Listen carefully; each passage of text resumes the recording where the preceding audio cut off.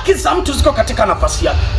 Sasa sisi kuletwa katika ufalme wa Mungu ni kuletwa kwenye nafasi yetu, na tuliona pale katika Wakolosai 1:13 Biblia inasema, naye alituokoa katika nguvu za giza, akatuhamisha na kutuingiza katika ufalme wa mwana wa pendo lake. Sawa eh?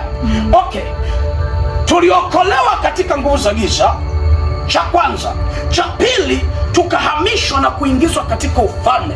Kwa nini tuingizwe kwenye ufalme?